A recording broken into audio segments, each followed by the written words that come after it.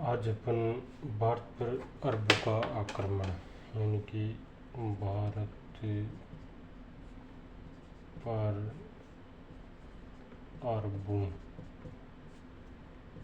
का आक्रमण के बारे में अध्ययन करेंगे। भारत पर अरब कैसे आए और इसकी उत्पत्ति कहाँ हुई थी। तो देखते हैं अपन तो भारत की स्थिति और अरब देश की स्थिति तो देखने में समझ में आता है कि अपना भारत ये नक्शा इसका इस तरह से होता हुआ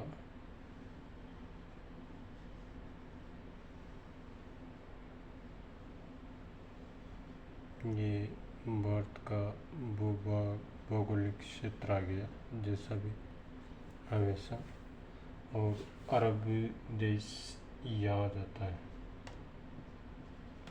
अरब। इसके बाद बात करें तो ये भारत देश है,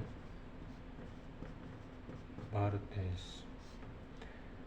इसमें यहाँ श्रीलंका है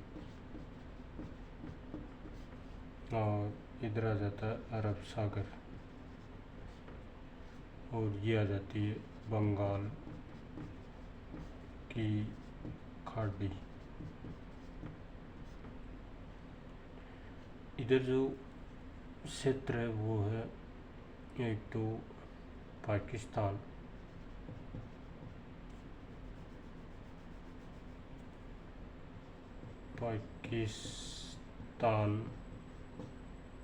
ये क्षेत्र आता है। अब अरब भारत में कहाँ से आए थे, तो अरब देश से भारत में आए थे। तो इसकी उत्पत्ति की बात करें तो विश्व इतिहास में इस्लाम धर्म का उत्थान एक महत्वपूर्ण घटना भी मानी जाती है। अरब के रेगिस्तान में इस्लाम धर्म की उत्पत्ति हुई थी, यानी कि जो इस्लाम धर्म की उत्पत्ति, इस्लाम धर्म की उत्पत्ति कहाँ हुई थी, तो इसकी उत्पत्ति हुई थी अरब के रेगिस्तान में। अरब के रेगिस्तान में इस्लाम धर्म की क्या हुई, उत्पत्ति हुई।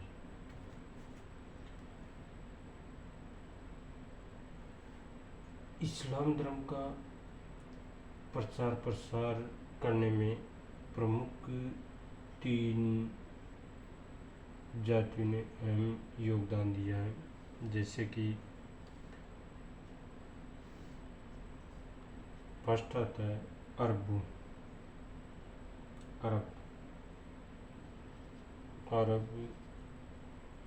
ने, दूसरा ईरानियों ने,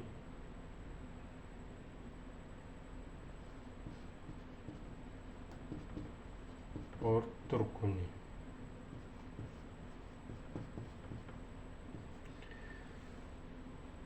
इस्लाम धर्म की उत्पत्ति अरब के रेगिस्तान में, और इस धर्म को आगे किसने बढ़ाया, सर्वप्रथम अरबों ने, उसके बाद इसका अंत हो जाता है, उसके बाद आते ईरानी, और उसके बाद तुर्क इस धर्म की प्रचार प्रसार करते हैं।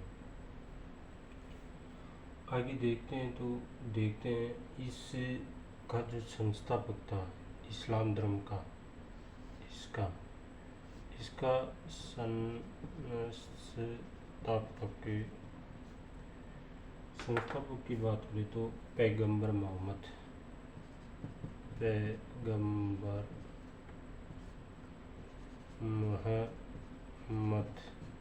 इसका क्या माना जाता है, संस्थापक माना जाता है। इसका समय था 570 से 632 ईस्वी के मध्य का काल।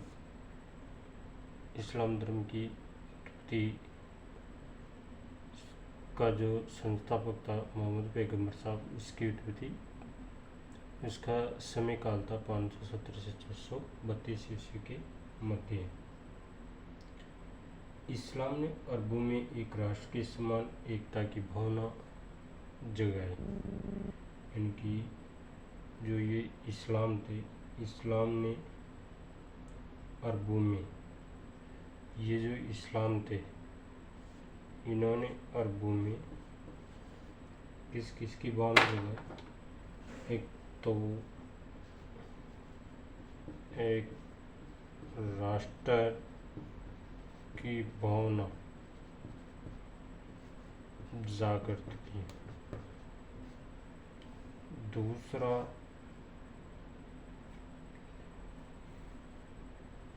सैनिक प्रवृत्ति, इसमें बहुत तीव्र प्रवृत्ति से बनाई गई सैनिक की प्रवृत्ति का गठन किया गया।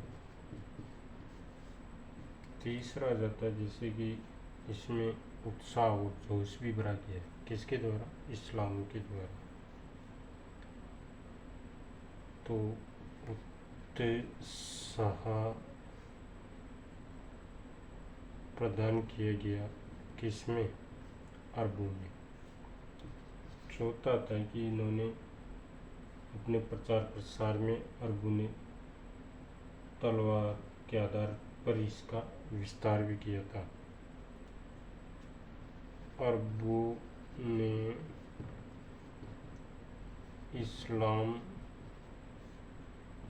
के प्रचार प्रसार में तलवार बल का प्रयोग भी किया था। बल का प्रयोग किया था। ये समझने वाली बात है कि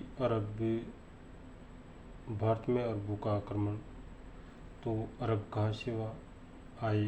तो इसकी जो अरब आए थे वो आए थे अरब के रेगिस्तान से, और यहाँ पे ही इस्लाम धर्म की उत्पत्ति हुई थी। और इसका संस्थापक था पैगंबर मोहम्मद, जिसका समय था 570 से 632 ईस्वी के मध्य।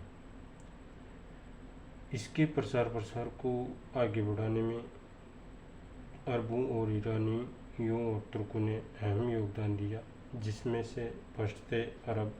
अरबों में इस्लाम धर्म ने या फिर पैगंबर मोहम्मद साहब ने अरबों में एक तो राष्ट्र की एकता की भावना जागृत की, सैनिक प्रवृत्ति इसमें बनाई गई, उत्साह प्रदान किया गया। इसमें अरबों ने इस्लाम के प्रसार प्रसार में तलवार बल का भी प्रयोग किया था। ये मोटी मोटी बात अपने समझ में आई। इसके बाद आगे देखेंगे अपन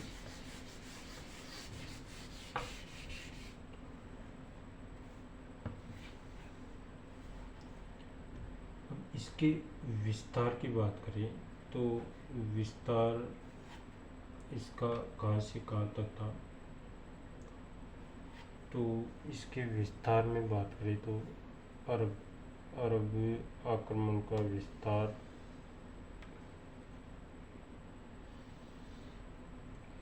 ये उत्तर दिशा, ये दक्षिण दिशा आ जाती है, और ये पूर्व दिशा, और ये पश्चिम दिशा। उत्तर में तो इसका जो विस्तार था वो था कैस्पियन सागर तक। दक्षिण में था नील नदी तक। दक्षिण में नील नदी तक। पश्चिम में आ जाता है अटलांटिक महासागर तक। अटलांटिक महासागर तक इसका विस्तार था। जबकि पूर्व में सिंधु नदी, जो कि यहाँ से निकलती है, ये सिंधु नदी, तो ये सिंधु नदी तक इसका क्या था, विस्तार था। इसमें प्रमुख देश थे जैसे कि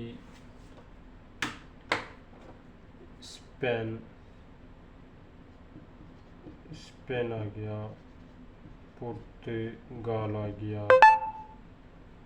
पुर्तगाल में फ्रांस आ गया। फ्रांस का केवल दक्षिणी भाग था, इसमें दक्षिणी भाग।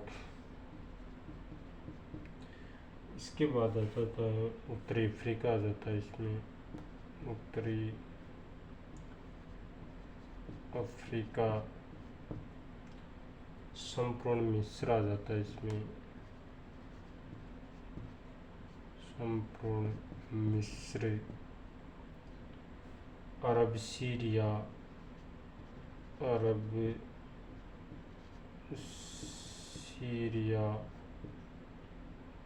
मेसोपोटामिया,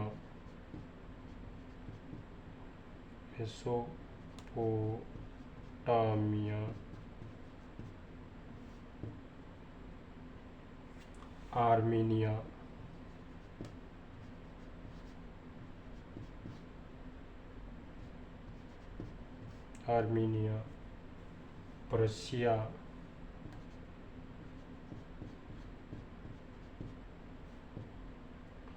संपूर्ण मध्य एशिया, संपूर्ण मध्य एशिया,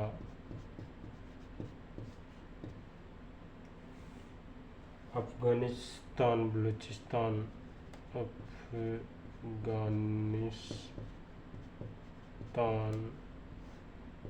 व बलूचिस्तान,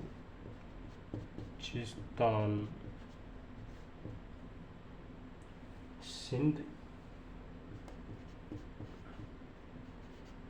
आदि देश इसमें शामिल थे। आदि देश इसमें शामिल थे। ये प्रमुख देश इसमें इसके अरब आक्रमण के समय इस्लाम धर्म के अधीन थे। मतलब स्पेन, पुर्तगाल, फ्रांस का दक्षिणी भाग, उत्तरी अफ्रीका, संपूर्ण मिस्र, अरब सीरिया, मेसोपोटामिया, आर्मीनिया, पर्शिया, संपूर्ण मध्य एशिया, दक्षिणी अफगानिस्तान, बलूचिस्तान, सिंध आदि देश इसमें क्या थे, शामिल थे। आगे बात करेंगे अपन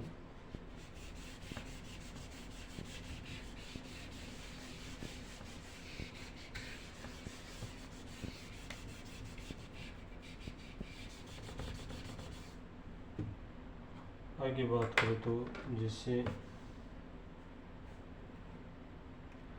तलवार की शक्ति पर आधारित इस्लाम की शक्ति को इतने थोड़े समय में प्रसार और इसकी विजय इतिहास की महत्वपूर्ण घटना थी। यानी कि कम समय में तलवार बल के प्रयोग से इन्होंने इतना बड़ा विस्तार खड़ा कर लिया था। विभिन्न छोटी छोटी शक्तियाँ और धार्मिक संप्रदाय नहीं, अपितु बड़ी बड़ी शक्तियाँ और प्राचीन धर्म भी इस्लाम की बढ़ती हुई शक्ति के आगे क्या हुआ, झुक गया था।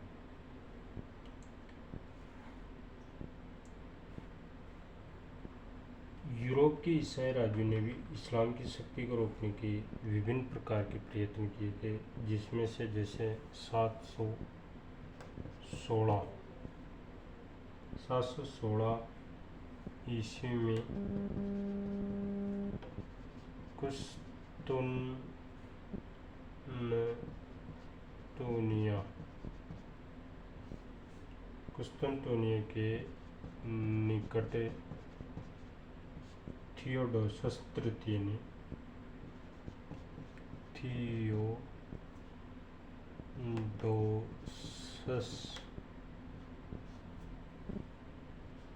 तृतीय ने और 732 ईस्वी में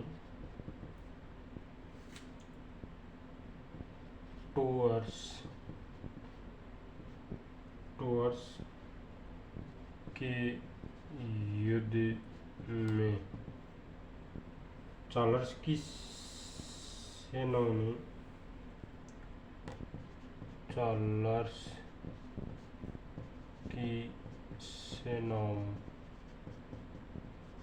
ने इस्लाम की सेनाओं को क्या किया, परास्त करने में सफलता पाई थी।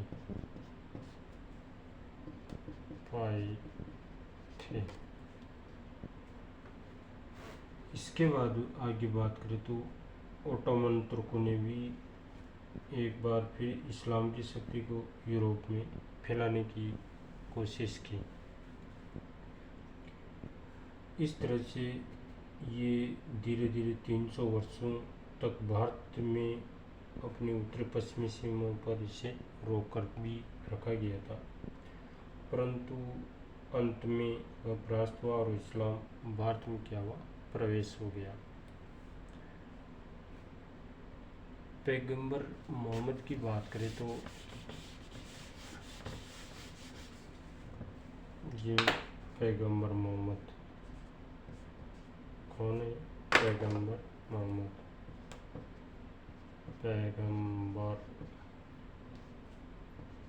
मोहम्मद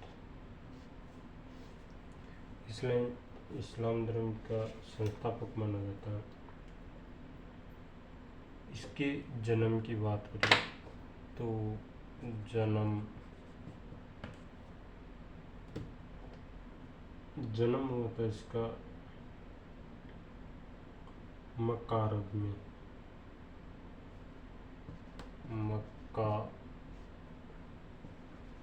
अरब में।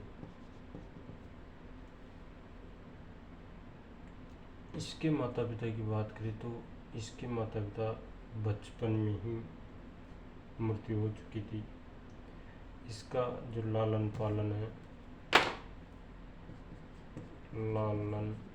और पालन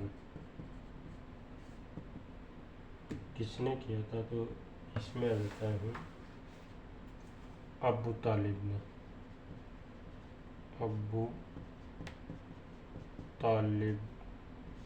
ने पैगंबर मोहम्मद का लालन पालन किया था बचपन में,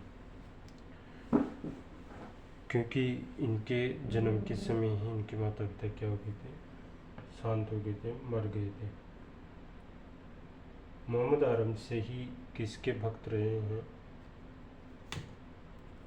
भगत की बात करेंगे यहाँ पे तो आरंभ से यानी कि शुरू से ये अल्लाह के भगत रहे हैं, अल्लाह के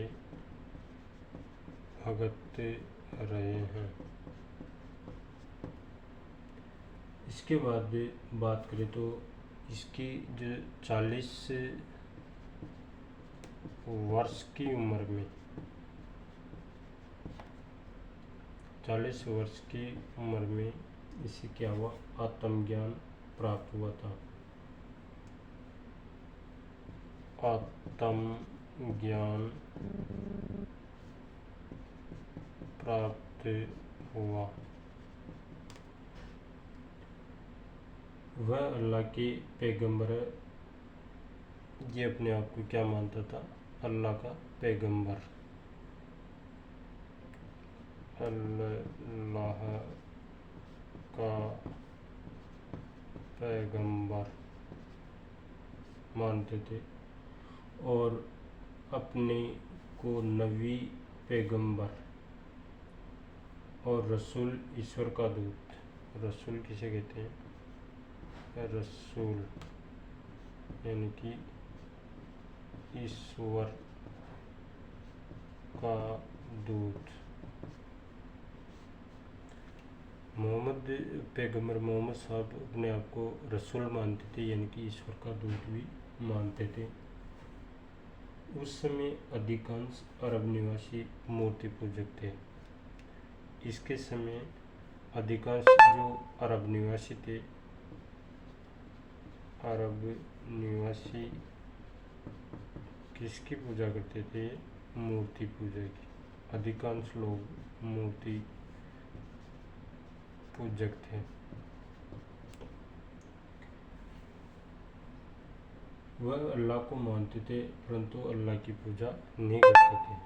अब ये जो अरब निवासी थे, अधिकांश लोग मूर्ति पूजा थे, मूर्ति की पूजा करते थे, परंतु ऐसा नहीं था कि ये अल्लाह को नहीं मानते थे, अल्लाह को भी मानते थे, पर अधिकांश लोग मूर्ति पूजा करते थे। अभी तो प्राय 300 अन्य देवी देवताओं की भी पूजा करते थे। ये अरब निवासी कितने?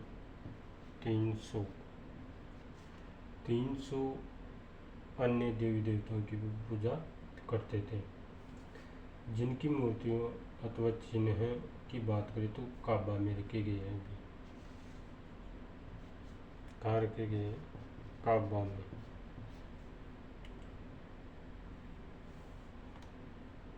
अल्लाह की 3 बेटियां बताई गई हैं। अल्लाह की बेटियां, 3 बेटियां थी इसके। पहली का नाम था लाट, दूसरी का नाम था मानत और तीसरी का नाम है जा। ये प्रमुख इनकी 3 बेटियां बताई गई है। किसकी? अल्लाह की। तो इस तरह से एक बार और विचार करेंगे अपन। पैगंबर मोहम्मद का जन्म कहाँ हुआ? मक्का अरब में। इसका लालन पालन किसने किया? अबू तालिब ने, जो कि इसका क्या था? चाचा था, क्योंकि इनके माता पिता बचपन में ही मृत्यु हो चुकी थी। पैगंबर मोहम्मद अल्लाह के भगत थे और 40 वर्ष की उम्र में इसे आत्मज्ञान प्राप्त हुआ था। अल्लाह का ये अपने आप को पैगंबर भी मानता था और रसूल यानी कि ईश्वर का दूत अपने आप को मानता था। अरब निवासी मूर्ति पूजक थे, यानी कि अधिकांश लोग मूर्ति की भी पूजा करते थे। ऐसा नहीं कि अल्लाह को नहीं मानते थे, अल्लाह को भी मानते थे।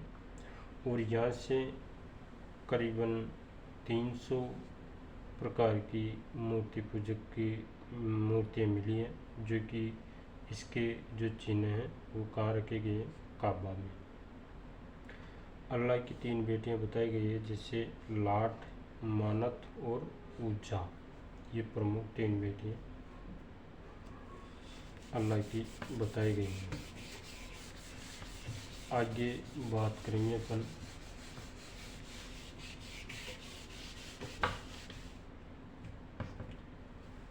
अल्लाह की 3 बेटियां बताई गई, लाट, मानत और ऊजा। यहाँ पर एक हबल की मूर्ति भी मिली है, जो कि एक पूर्ण आकार की थी। उस समय तक अरबों का न तो कोई धार्मिक ग्रंथ था और न ही कोई धार्मिक दर्शन।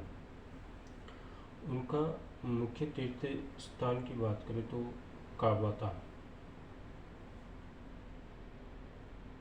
मुख्य तीर्थ स्थान कौन सा बताया गया है? काबा। मुख्य तीर्थ स्थान कौन सा है? काबा। मुख्य तीर्थ स्थान है, जो कि एक घेराबंद स्थान है। अब इस तरह से ये घेराबंद है, चारों तरफ से घेरा लगा हुआ है गोलाकार में, जिसकी छत नहीं थी, यानी कि ये जो छत है ये बिल्कुल खुली हुई थी। इसके किसी प्रकार का कोई ये नहीं था, यानी कि ये चारों ओर दीवार बनी हुई थी इस तरह से, और आसमान में छत खुली हुई थी, जिसमें अरबों के देवी देवताओं की मूर्तियाँ इसमें जैसे अरबों की देवी देवताओं की मूर्तियाँ रखी गई थी, उनके प्रतीक चिन्ह भी रखे गए थे इसमें। इसकी स्थापना अब्राहम और इस्माइल ने की थी। इसकी स्थापना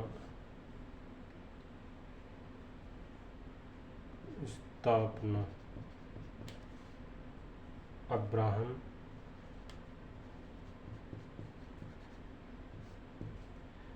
व इस्माइल ने की थी। इस्माइल ने की थी। बाद में भी उसमें कोई महत्वपूर्ण परिवर्तन नहीं किया गया। हज की धार्मिक क्रिया की बात की जाए तो काबा में नहीं की जाती थी हज।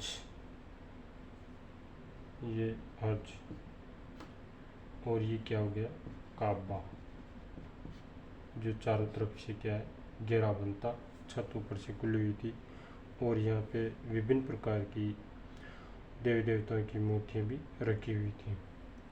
और जो हज की जो यात्रा की जाती थी वो काबा में नहीं की जाती थी, यहाँ नहीं की जाती थी, इसके अंदर यानी कि इसके इर्द गिर्द बाहर की जाती थी। हज की धार्मिक क्रिया काबा में नहीं की जाती थी, बल्कि इसके इर्द गिर्द, यानी कि ये जो आप देख रहे हैं इसके इर्द गिर्द कहीं भी कर सकते थे। इर्द गिर्द उस भूमि में की जाती थी जिसे हम क्या कहते हैं, हातिम कहते हैं, जिसे हम हातिम के नाम से पुकारते हैं। अरब उस समय विभिन्न फिरकों में बटा हुआ था, यानी कि अरब भी अलग अलग भागों में विभाजित था, जिनमें आपस में क्या होता रहता था, युद्ध होता रहता था। हजरत मोहम्मद ने मूर्ति पूजा का विरोध किया था। मूर्ति पूजा का विरोध किसने किया? हजरत मोहम्मद ने। मूर्ति पूजा का विरोध, मूर्ति पूजा का विरोध किसने किया? तो हजरत मोहम्मद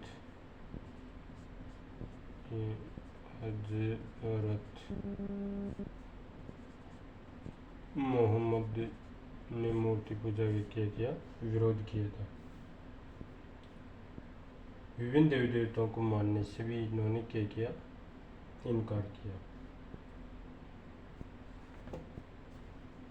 देवी देवताओं को मानने से इन्होंने क्या किया? इनकार कर दिया।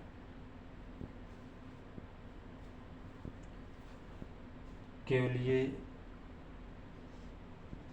हजरत मोहम्मद केवल अल्लाह में विश्वास रखते थे, केवल अल्लाह में क्या रखते थे? विश्वास।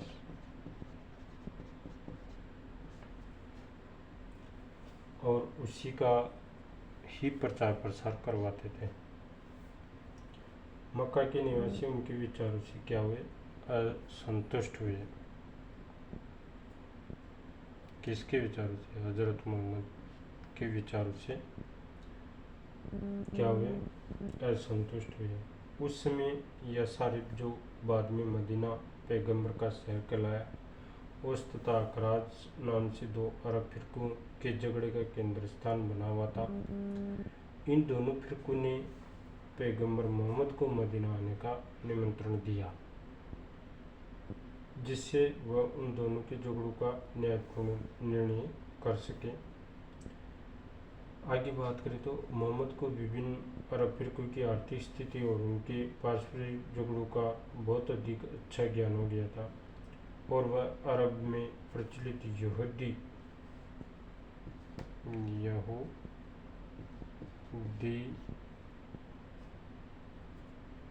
तथा ईसाई धार्मिक विचारों के बारे में भी बहुत अच्छी जानकारी रखने लगे थे। 622 ईस्वी में मक्का को छोड़कर मदीना चले गए। कौन? हजरत मोहम्मद। 622 में ईस्वी में मक्का को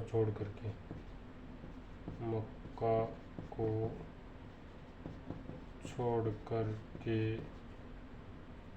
मदीना चले गए थे। मदीना चले गए थे। वहाँ उनके धार्मिक विचारों का स्वागत हुआ। कहाँ? मदीना में। किसका? हजरत मोहम्मद साहब।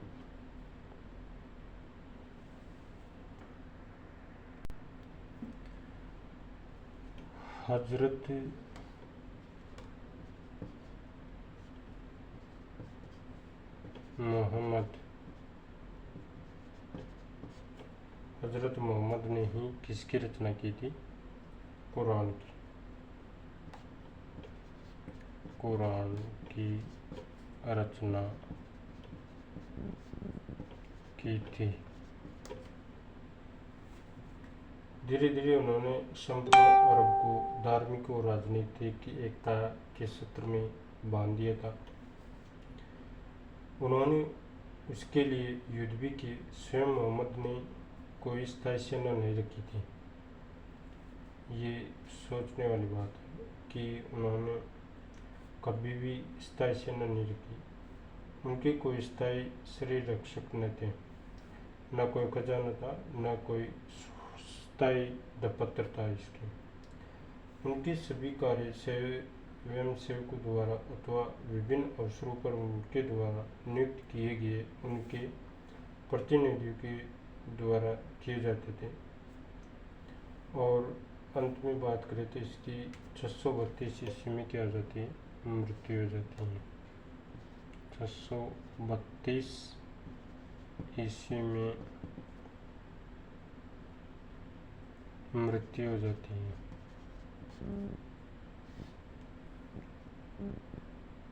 तो इस तरह से आज अपन ने अरबों का भारत पर आक्रमण करने से पूर्व की जानकारी पढ़ी, जिसमें अरबों की उत्पत्ति कहाँ हुई इसके बारे में पढ़ा। अरबों का विस्तार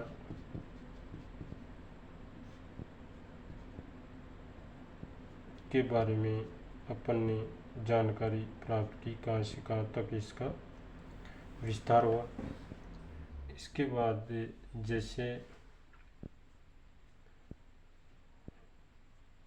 विस्तार के बाद इसका विस्तार बढ़ा। आगे नेक्स्ट अपनी क्लास रहेगी, जैसे इसके उत्तराधिकारी थे, उत्तराधिकारियों के बारे में पढ़ेंगे, जिसको खलीफा कहा जाता था। इसके बारे में कल का नेक्स्ट क्लास रहेगी अपनी, खलीफाओं के बारे में, उत्तराधिकारी।